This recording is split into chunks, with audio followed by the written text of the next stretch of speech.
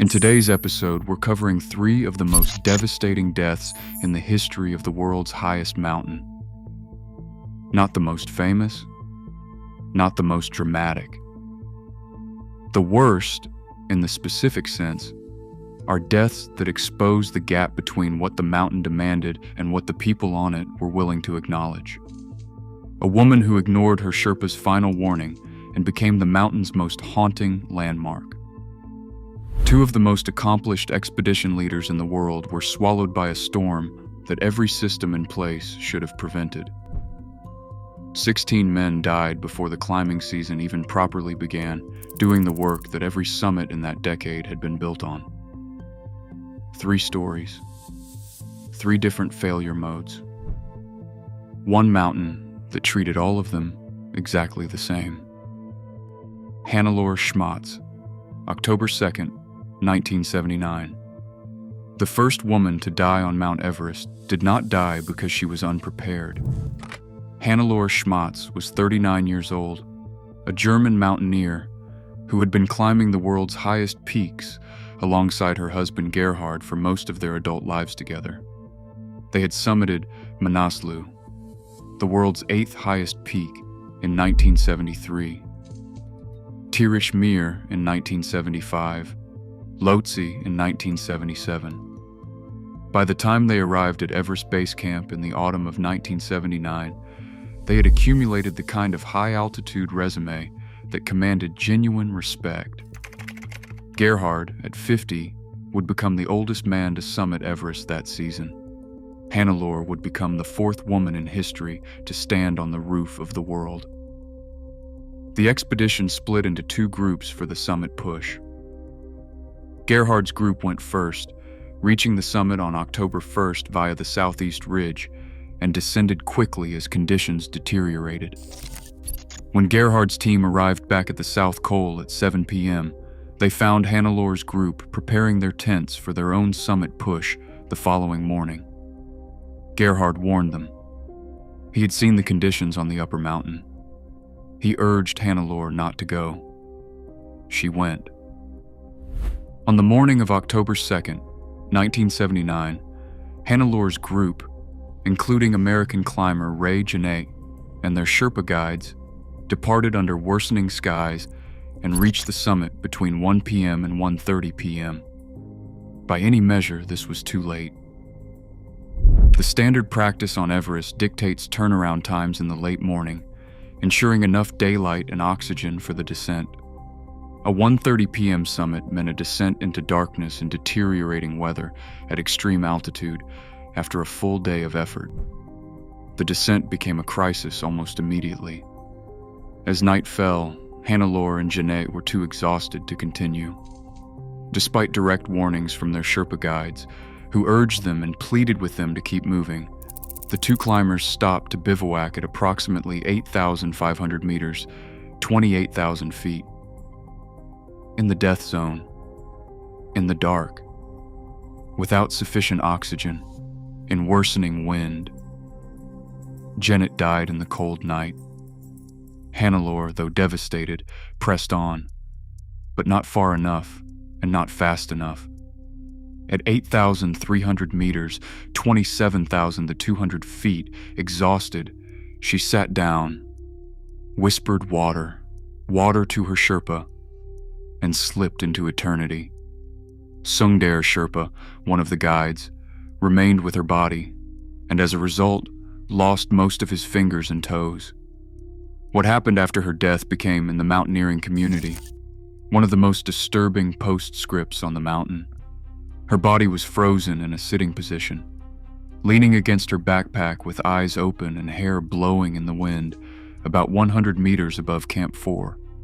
For years, she remained there, visible to every climber ascending via the southern route, not fallen, not hidden, but sitting upright, eyes open, watching. Norwegian mountaineer Arno Nice Jr., who passed her in 1985, described the encounter in terms that have stayed in the mountaineering literature ever since. She sits leaning against her pack, as if taking a short break, A woman with her eyes wide open and her hair waving in each gust of wind. Her presence reminds me that we are here on the conditions of the mountain. In 1984, Police Inspector Yogendra Bahadur Thapa and Sherpa Ang Dorje fell to their deaths while trying to recover Schmatz's body on a Nepalese police expedition. The mountain killed 2 more people trying to retrieve one. Eventually, the wind took her. A gust off the Kangshung face carried her remains over the edge, and Hannelore Schmatz disappeared into the mountain that had held her for 5 years. Her husband Gerhard, who survived, wrote afterward, "The team came home, but I alone without my beloved Hannelore. The Sherpa guides had told her not to stop. They had told her to keep moving. She had sat down anyway, and the mountain had collected what it was owed." Rob Hall and Scott Fisher, May 10th to 11th, 1996. If Everest had a list of people least likely to die on it, Rob Hall and Scott Fisher would have appeared near the top. Hall was 35 years old, a New Zealander who had summited Everest 5 times and guided 39 clients to the top. An extraordinary record that had made his company, Adventure Consultants, the most respected commercial operation on the mountain. He was methodical and safety-focused, and had built his reputation on bringing clients home. He had established strict turnaround times for his 1996 expedition, 2 p.m. regardless of position. Everyone descends at 2 p.m. No exceptions. Turnaround was the rule he had set in every briefing. Fisher was 40, the charismatic American founder of Mountain Madness, a man who had summited both K2 and Everest, and who moved at altitude with the easy authority of someone completely at home above 8,000 meters. His colleague Neil Beitelman would later describe him as the most magnetic personality he had encountered in 20 years of mountaineering. Someone who made the worst conditions seem manageable, who gathered people around him by sheer force of presence. On May 10th, 1996, both men led their teams toward the summit in conditions that had been assessed as favorable. Both Hall and Fisher had set strict turnaround times for their clients, even if the clients were not able to summit in the time allotted, because each climber had only enough oxygen for a single attempt without delays. The system failed from the beginning. The climbing Sherpas and guides had not set the fixed ropes by the time the team reached the balcony at 27,400 feet, costing the climbers almost an hour. Upon reaching the Hillary step, the climbers again discovered that no fixed line had been placed, and they were forced to wait an hour while the guides installed the ropes. With 34 people attempting the summit on the same day, the queue at the Hillary step compressed every timeline simultaneously. Climbers who had planned for a 10-hour summit day were now looking at 12, 13, 14 hours above 8,000 meters. The 2 p.m. turnaround time, the rule Hall had set in every briefing, and the rule that existed precisely for this scenario, was passed by multiple climbers still ascending. Hall himself stayed with his client, Doug Hansen, a postal worker from Seattle making his second attempt at the summit who could not turn back and could not go faster. Hall remained beside him because that was who he was. He reached the summit with Hansen at approximately 4 p.m., 2 hours past the rule he had made, at the moment the storm began building on the upper mountain. A sudden storm exploded over Everest. Winds roared, snow swallowed the path. Visibility collapsed. Radio calls filled the static, people lost, climbers running out of oxygen, teams scattered in the whiteout. Hall and Hansen were stranded just below the south summit. Hansen, too weak to descend, died on the mountain. Hall remained. He was still alive the following morning. Still at 28,700 feet, still on the radio, still alive after a night in the open at extreme altitude that should not have been survivable. Rescue Sherpas attempted to reach him and were turned back by conditions. He could not descend under his own power. In one of the most heartbreaking moments in mountaineering history, he made a final satellite phone call to his pregnant wife, Jan Arnold, in New Zealand. His voice was fading. The storm was screaming around him. He said to her, "Sleep well, my sweetheart. Please do not worry too much." Hall's body remains on the mountain to this day.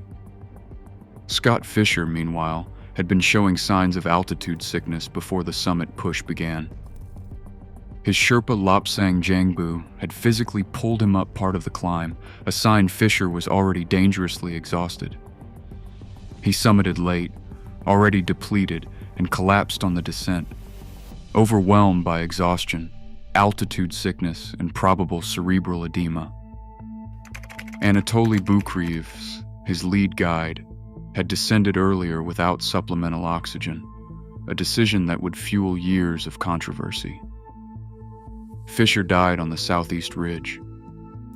8 climbers died on Everest that season, between May 10th and 11th. The 1996 disaster received widespread publicity and raised questions about the commercialization of Everest. John Krakauer's account, Into Thin Air, became one of the best-selling books in mountaineering history. The questions it raised, about turnaround compliance, about commercial pressure, about what happens when inexperienced clients are guided by experienced men who feel they cannot abandon them, have never been fully answered. They surface again every season. Rob Hall died adhering to the ethic that had made him the most respected guide on the mountain. He stayed with his client. The turnaround rule he had built his reputation on was the rule he broke once. The mountain charged the full price. The Khumbu Icefall, April 18, 2014. The 16 men who died that morning did not die attempting the summit. They died before the paying clients had even begun to climb. At approximately 6:45 a.m. local time on April 18, 2014, an ice avalanche occurred at an elevation of approximately 5,800 meters. 25 men, mostly Sherpas, were buried in the avalanche. The group was fixing ropes and preparing the South Col route for fee-paying climbers during the upcoming climbing season. The Khumbu Icefall is the first major obstacle on the South Col route, a churning, shifting cascade of glacial ice studded with crevasses and seracs sitting directly below the west shoulder of Everest, where a massive ice bulge had been identified as a hazard years before it released. Passage through the Khumbu Icefall is so notoriously dangerous that guides try to reduce the number of trips through this gauntlet for paying clients, which increases the number of times a working Sherpa, portaging tents, food, ropes, and most importantly oxygen, must pass through this danger zone, whereas a paying climber may pass through the Khumbu only 6 to 8 times while climbing Everest. A Sherpa can easily make the mortal trek 30 to 40 times in a season. They were bunched together, delayed after a ladder crossing a crevasse had just been repaired, but underneath a known hazard. When ice released from the hanging serac, it was large, fast, and deadly. They never had a chance. 13 bodies were recovered within 2 days, while the remaining 3 were never recovered. The names of the 16 men included Dorji Sherpa, Ang Chiring Sherpa, Mingma Sherpa, Nima Sherpa, Ang Kaji Sherpa, a veteran of more than half a dozen Everest expeditions who in 2012 had been the first person to summit that season, and who had arrived at Camp 4 carrying hot soup for climbers who had just reached the death zone for the first time. He had 3 children: Pasang Karma Sherpa, Lakpa Tenzing Sherpa, Chiring Wangchu Sherpa, Furba Ongyal Sherpa, and 7 more, all of them fathers, sons, husbands, brothers, the economic pillars of families and villages where the climbing industry represented one of the only reliable sources of income. The accident shone a spotlight on the huge dangers the Sherpas face to let high-paying foreign clients reach their dreams. Without their critical work to carve out climbing routes, fix ropes, repair ladders, and carry heavy gear up the mountain, few foreign visitors could make it to the peak. Many Sherpas were angered by what they saw as the Nepalese government's meager offer of compensation to victims' families. On April 22nd, the Sherpas announced they would not work on Everest for the remainder of 2014 as a mark of respect for the victims. The government offered $400 per family as an initial death payment. The insurance payout that existed for Sherpas at the time was $11,000, the cost of a fraction of a single permit. The multi-million-dollar commercial Everest industry, built on the labor of men who passed through the most dangerous section of the mountain 30 to 40 times per season, had ensured that labor at a rate that reflected what the industry believed their lives were worth. Nima Doma Sherpa, who lost her husband, Tsering Onchu, 33, in the avalanche, said, "What can you do when the main pillar of your house is not there? The children were small, and I was worried how I will educate them and how we will sustain ourselves." The 2014 disaster led to reforms: increased insurance payouts, improved equipment subsidies, and new route planning to reduce icefall exposure. 10 years on, there is an improvement in working conditions and the respect that guides command. But the icefall still exists. The serac above it still exists. Sherpas still pass through it dozens of times each season while clients pass through it 4. The mathematics of who absorbs the mountain's risk have not fundamentally changed. The 16 men who died on April 18, 2014, were not there for a summit. They were there to make a summit possible for people they would never meet, doing work that those people would never fully understand, in a section of the mountain that the industry had known was dangerous and had continued to route the most vulnerable workers through anyway. 3 stories, 3 deaths, 1 mountain. Hannelore Schmatz sat down when her Sherpa told her to keep moving, and the mountain held her for 5 years as a warning to everyone who came after. Rob Hall stayed with his client past the turnaround he had set, and the mountain charged him the same price it charged every other climber who ignored that threshold. 16 Sherpas went to work before dawn in the Khumbu icefall and died before the paying season began, insured for less than the cost of a single permit. The mountain did not distinguish between them. An experienced German woman who ignored her guide. The most respected commercial expedition leader on the mountain. Workers doing their jobs at sunrise. The arithmetic was the same for all of them. It always is. Thanks for watching. Want to see more? Click on your screen now.